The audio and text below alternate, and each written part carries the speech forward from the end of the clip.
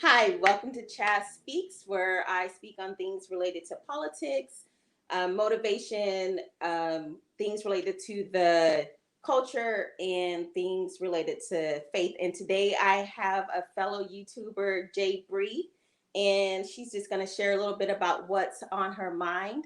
And afterwards, she's going to tell us how to reach her.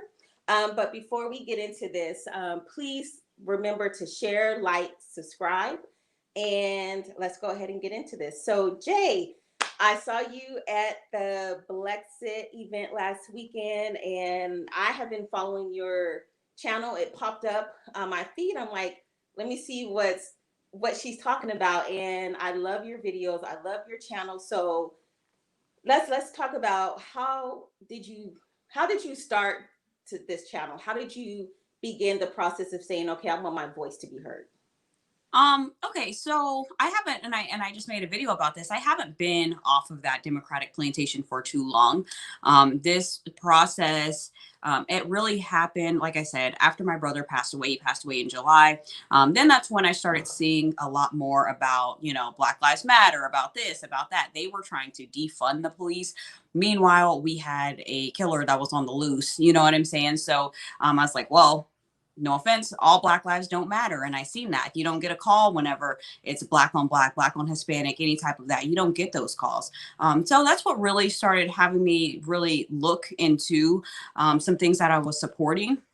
So after I got off that Democrat plantation, then I said, you want to know what? I have so much that I want to say, so much I want to do. And, I just felt like I never used those skills. I've always wanted to be a reporter. I've always wanted to be in the news. I've wanted to just do so much. And the biggest part is it's like, it's a mentality that a lot of people don't understand. It's a huge mentality that you really do feel like you are oppressed and you can't make it and you can't do anything. So actually making the YouTube page for me, it was basically saying I can and I will. That's what the YouTube page was for me. And I made it, I believe it may be at this point 4 to 6 weeks ago, but I don't even think it's been a full 2 months at this point. And it's already taken off pretty well, at least for our first 2 months, right? Right. For me, I would say that for anybody, as aspire to be anything that you want to be. You don't have to just be what they tell you that you should be. And you don't need the government to do it. You can start a YouTube. You can start investing. You can start a Robinhood account. You can do whatever. There's no race for that, right? So that's what started me on the entire process as far as making the YouTube page goes.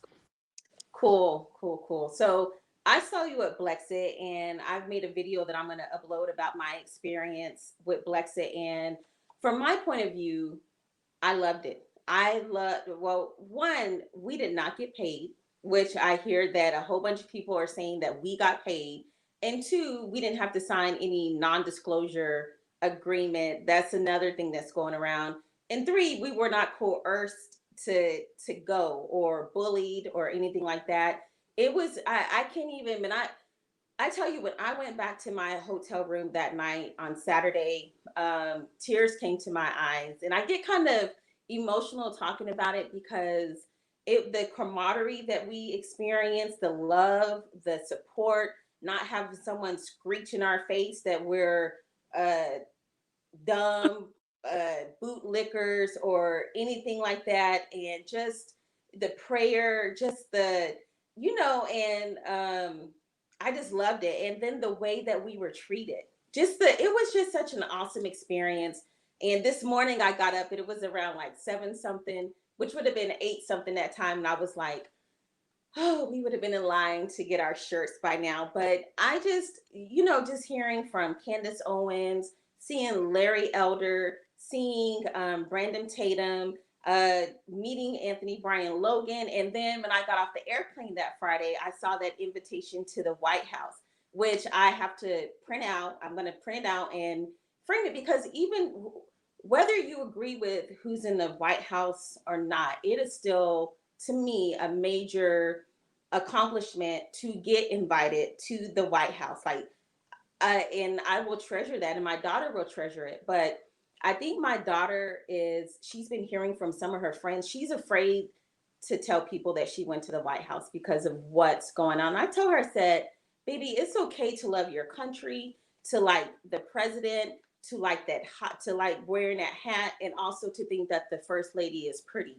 I don't know if your experience was the same. So tell us about your how what your perception of last weekend was. So for me, for Blexit, so I'm relatively new to Blexit because I'm new to the whole entire experience. So that's why I said, like, I made my YouTube, I made my Facebook, and it was actually somebody else that actually reached out to me, and that's why I said you have to get in community with people, just like you get in a church community, and they start giving you resources. As soon as you get into a political community, maybe conservatism or anything like that, people will start reaching out to you and reached out to me and kind of told me about it. And so I was like, oh my gosh, the White House and things. I didn't know. So for me, I flew in from Houston. Sorry, I went from Houston, and there were people on the plane, and they just had Latinos for Trump, right? And I was like, are y'all and they're like, yeah. And so I didn't know that there was Blexit, there's Lexic, there's an Asian one, there's so many different ones. I didn't know that this existed. So it was actually Blexit. We met up with Lexic, which is the Latino exit of the Democratic Party as well. So as soon as you start seeing that, you're like, wow, there's a lot of us. And we all think so similarly. And it's so weird because everybody makes everything about race, and you hear everybody has so many different reasons of why they're voting for Trump. Some people don't want the vaccination, they don't want that to be a mandate. You really start seeing how he affects every single community and not just Black people. And I think that was the coolest part about going at least to Blexit, was seeing also like-minded people, but seeing also different minorities. And then I noticed whenever you start looking at the Biden campaign, oh my gosh, who do they only pander to? They pander to us as Black people, and then they expect us to go tell all of our minority friends and all of our white friends. That's what they want us to do. And it's like, no, you need to do something for everybody, and that's the first time that I felt like we were all equal, you Right. know. No, it wasn't this or this. It was like we're all the same. That's what I felt like going to Blexit and meeting all the different types of chapters that they have. Yeah, and I met some I met some Hispanic, I met even white people were there. And there I met some there were some Asians there. Yeah. There it was just everyone there, and it was there for one purpose, one goal. And I just loved it. Like, even if there was trash on the ground, that people were going around making sure that we didn't leave a mess, making sure that, because there was a few protesters out, that guy clanging the pole. I'm like, what is he doing? Yeah. But the men were like, hey, women and children, y'all get in the middle. And I just loved that. I loved it. I mean, I I'm gaining a lot of fellow patriot friends here, Black, white, Hispanic, just all kinds of people. And there are some people there that I've met that will be lifelong friends. It was just an amazing experience going to Washington, seeing all of the historical buildings, just being in that type of atmosphere. So let me ask you this. So we know the Democratic Party, as you said, they expect us to campaign for them, and they don't campaign for us. What do you think about Ice Cube? Putting out his contract with Black America, and the Democrats saying, hey, just vote for us and then we'll look at it. But the Trump campaign saying, hey, let's look at it, and they made some changes to it. And now Ice Cube is a coon now. Yeah, so what's funny? I was actually editing that video, the Ice Cube video. So I'm gonna actually upload that because this is why I said Black people don't want what's best for Black people. They want what makes them feel better, right? And what makes them feel better is somebody pandering to their emotions and their feelings, right? But not changing anything. That's like the man that cheats on you and says I'm sorry, and then goes back and cheats on you every single time. Like, they don't want the change. They just want to feel better in that moment. And Ice Cube, what did he do? What did he do that was so bad? He just said, hey, who want to meet with me, right? And he met with whoever wanted to meet with him. And I think it's it was very stupid for Biden and their entire campaign to think that somebody is going to break a deal after you get elected, right? Do you talk about pay on a job after you get the job? Do you talk about, do you talk about the price of the house after you buy it? No, nobody does that. You do the negotiating up front, and then if everything works out, then that's where you cast your vote. And that's what the entire campaign is for. It's to say, what are you going to do for us, as Jewish people, as white people, as farmers, as Latinos? That's what the entire campaign is for everybody to see. Why should I vote for you? And the fact that he can't answer that speaks volumes. That speaks volumes to Biden and the entire campaign. And he did a post about being a sellout and things like that. If selling out your community is wanting better for your community, then I'll be a sellout. And I think that's how a lot of us feel, because I want what's best no matter who gives it, and even Ben Carson, he did an interview with Candace Owens. And in that interview, he said he has so many programs as far as whenever people leave the prison system, because, Donald Trump did prison reform. Whenever he wants to get people employed as they're still, locked up or whatnot. So then when they leave, they already have a job. And so he's getting Black people, not just freeing them and saying, oh, you're free, go. He's like, no, why are the people getting back in prison? Right? Because they don't have skills, because they don't have skills to go back into the real world, and they can't get a job now that they have a record. So he said, no, we need to give them skills while they're locked up. So when they're free, they have a job waiting for them. And he's like, and Ben Carson said there are people that won't even work with him, specifically because he's associated with Trump. And that's what, and people are waking up, because we're talking about, we want better no matter who gives it. If it's the Trump campaign, if it's the Biden campaign, whoever. And I think it's it's not very intelligent for people to say he's a sellout for wanting something better for Black people. Well, I think the Democratic Party has been so used to not offering Black people anything that they're kind of like surprised that someone is saying, hey, what are you going to give to us besides a photo op of you cooking chicken, a photo op of you drinking a 40 with some, guys on the block, of, telling people that you carry hot sauce in your purse, or getting up in a Black church scene saying you don't feel no ways tired. And that's one of my things that when I started doing research into the Democratic Party, to me, the Democratic Party has been a detriment to the Black family, the Black community, the Black man, the Black female, Black people overall from its inception. And then on from a Christian point of view, they have not one Christian biblical policy that will align up biblically.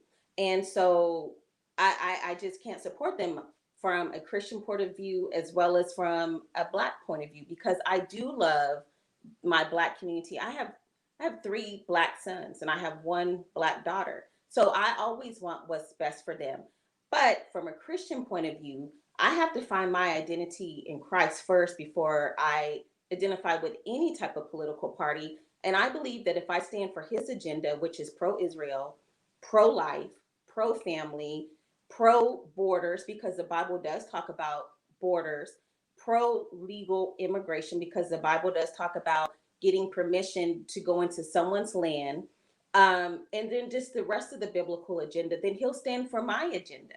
And if my agenda matches up with his, then I can call onto him. But it's not just about, I never really looked at skin color as a reason to follow a group. I've always tried to say, okay, how is this biblically going to align with Christ? Because I never say that I'm perfect.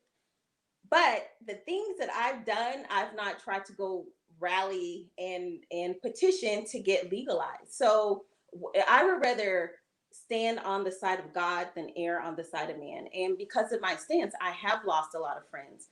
I'm like no longer on the chat, on the, the three-way chats. I'm not. Someone told me that just because you kin folk don't mean you skin folk. Uh, I've been told that by a Black Christian that I've been going to too many white churches and I need to be careful. And then I need to go find a Black church and go sit at the feet of some Black elders to learn how to be Black. So, I mean, it's just telling and revealing that a lot of people really don't that they use the Bible just as another group that they another thing that they check off, but they're not really into it. But they identify more with skinology than Bibleology. Mm. And so I just can't do that. I want to hear, well done, thy good and faithful servant. And a lot of people say, well, I'm voting Jesus at the on the ballot. So you're gonna write in Jesus? Jesus is not on the ballot, but his principles and policies are.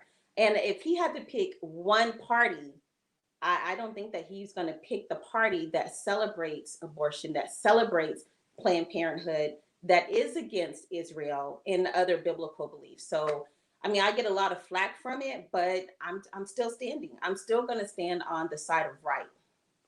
Right.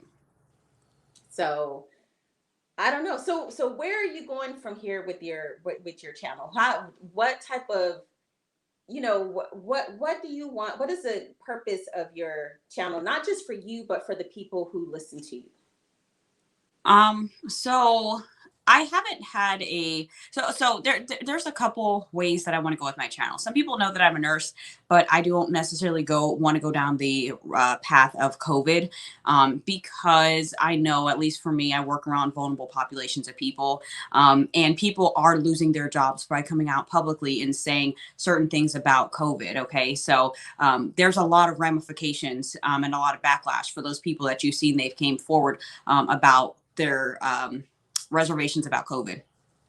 So I don't think I want to do that. I know I wanted to do something that was pretty fair.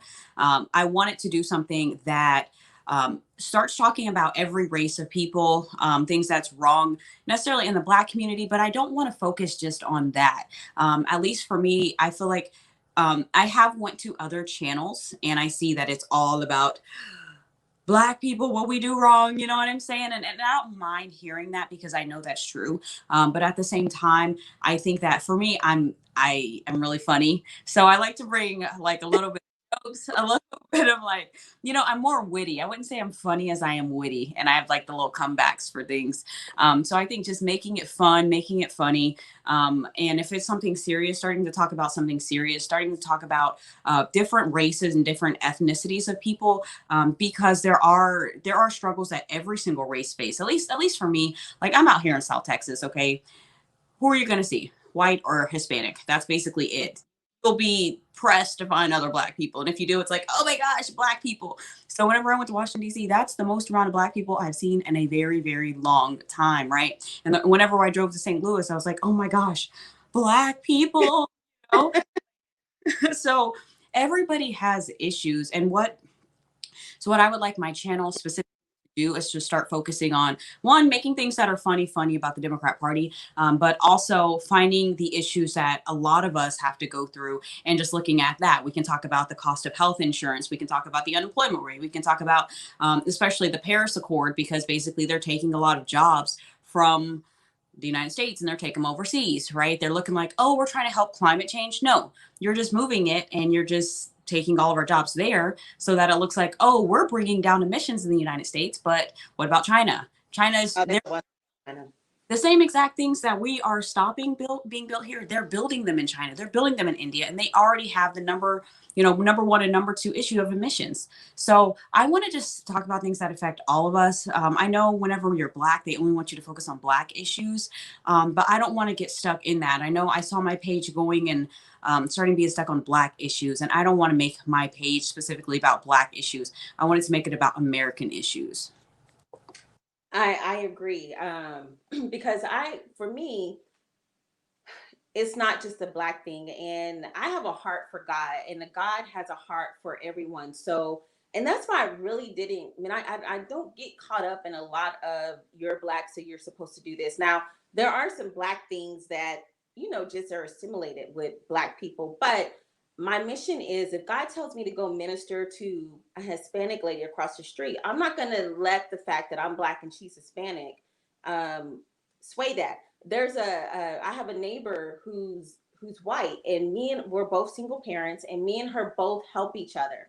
Mm. Our daughters are both named Hannah, and we correspond, we correlate with each other. If her daughter needs to ride to school, I'm there. If my daughter needs to ride to school, and our color has never become an issue. We can sit and talk for hours about just life, and color has nothing to do with it. One of my best friends is Asian, and my kids look at her as their second mom. And a lot of people find issue with that I've raised my children in a multicultural atmosphere, but I find greatness in not the diversity of the left, but in diverse cultures. And I try to get to know people on an individual level rather than a color level, rather than a stereotypical level. And I think that that's one of the issues with the Democratic Party. They don't try to get to know their constituents. They just look at the latest rap video, they look at the latest fashion trend, they look at the latest what people are eating and drinking, and they think, okay, that's what black people are. That's who black people are. You know, I don't care if Camila, whatever her name is, wears Timberland boots. What are your policies? I don't care if Cardi B does not represent me. My daughter the other day was like, "Who's Cardi B?" I said, "No one. You don't need to know who she is." But and I'll explain to her who she is, but that's not something that's ongoing playing in our house. You know, I really kept my children away from BET because I had to tell them that is not a representation of who you are or who we are. And I've tried to take them to museums, tried to travel with them, tried to expand their focus on what life is and not just being black. But with my sons, I did have to sit down with them because they're like, well, Mom, what about Black Lives Matter? What about the police incidents? What about this? Because it is having three black sons, and you know they've gone to public school, so they've gotten some of that indoctrination. So I did have to sit down with them and say it's not about hating black people, it's about the truth. The truth of the matter is that Black Lives Matter is not for black men. There's no one there's nowhere on their website where it it lifts up black men. As a matter of fact, it talks about tearing down the patriarchy of the nuclear family. And so I try to talk to them about the truth, about no, I don't support bad police officers, but we do like police officers that when something happens, we can call them and they come. I live in a pretty, you know, I'm in Texas, and my neighborhood is pretty much like if something happens to you, we got you. I got several guns, blah, blah, blah. So if anything went down, I know that my neighbors would be there for me. But it's a hard conversation to have with my black sons and telling them that, you know, you don't have to hate America. That anything that you want to do, you can achieve it here in America. So those are hard conversations that a lot of parents are having with their children. And I just choose to teach love and not hate. And so I just want to ask you one more question. We kind of talked about this before we went live about the way that we grew up. Like I was telling you, we grew up poor, but not po. We could afford the OR, but we didn't grow up in the hood, but we did grow up not being able to afford a lot of the things that a lot of the kids I went to school with. Um, and my mom did make sure that we went to one of the best high schools in Amarillo, and they taught to college. And I loved being a reader. So a lot of times the black people would tell me that I am not black, that I talk white. And, you know, my mom, she did kind of shelter us from a lot of the negative things, a lot of the rough things were going on. So, and I know that your life, your bringing up was in the suburbs and, you know, not in the hood. So, how do you think that we, as two black women that are conservatives, that can reach out to people who didn't have the same upbringing as we did? See, so this is what I've noticed is a difference with especially the Democrats, right? Because if you see at least my upbringing, it was more like Obama's upbringing, right? So they're so happy for Obama. Oh my gosh, he's the first black president, but they don't see his upbringing doesn't match your guys' upbringing. So that's what showed me that it's not necessarily even about what your upbringing is. It's about who you pander to, right? Because these people, they pander to him, right? He's on stage, he's dancing with Ellen, just little things like that. And that they see that as cool. right? There's so many ways where Obama was so different than a lot of the black people, but somehow they correlate him to black people. And for me, it's like I don't feel like I need to dance. I don't feel like I need to twerk and I need to do all this in order to reach black people. So my goal is to sort of just bring up facts, statistics, and also just reach especially black women, because we have to be pro black woman, and I think sometimes that may not be backing every single black man, and I'm sorry to say that. And well, actually, I'm not too sorry to say that, but if people like George Floyd, you think of people like, Jacob Blake and things like that. Like, what did these people do for black women? We have to think about that for a minute. We need to support also our black men that are backing black women. So that's for me, I'm pro black woman. And a lot of people don't see being pro black woman. You have to be Democrat to be pro black woman. And that's not true, because I've seen a lot of Democrats aren't necessarily pro black woman. You know what I'm saying? A lot of their policies, they want us more on welfare, right? They got all the Planned Parenthoods. Where are they at? Straight in the hood, right? And then if you just see the communities, you have these title loans in those areas. You have there's just way too many different things that are in the suburbs versus in these hoods. So it shows you they don't want to do anything for black people, right? And their surroundings, if you go to a nice neighborhood, they have churches, right? If you go to the hood, what do they have? Liquor stores on every single, right? We have Starbucks, they have liquor stores. So there's a huge environmental difference what we're exposing our kids to. So I don't necessarily know how I'm going to reach those types of people in those inner cities. But I would hope I hope for me that I just use my comedy, my niceness. I like to be somebody like Kim Klacik. She's the person who I adore. I adore Kim Klacik of Baltimore because she's always so positive. She's upbeat and she really just wants to help people. She genuinely just says, "You want to know what? I feel sorry. I feel bad for these communities that Democrats made for you, and I want better." So if people can listen to people like Kim Klacik, I'm hoping they can listen to somebody like me, where I don't try to go in so strong and attack black people simply because I know why they're doing the things that they're doing, because it's structured. Their entire environment is structured for them to behave that way. So as soon as they see that structure, then they can start thinking about how they're behaving. So that's how I try to get to black people without being so overcritical. So you'll never see on my channel that I'm super critical. I'm super I want to support everybody. That ultimately I want to support everybody, and especially black women. I agree. I think on one of the videos I made, I said people don't care how much you know until they know how much you care.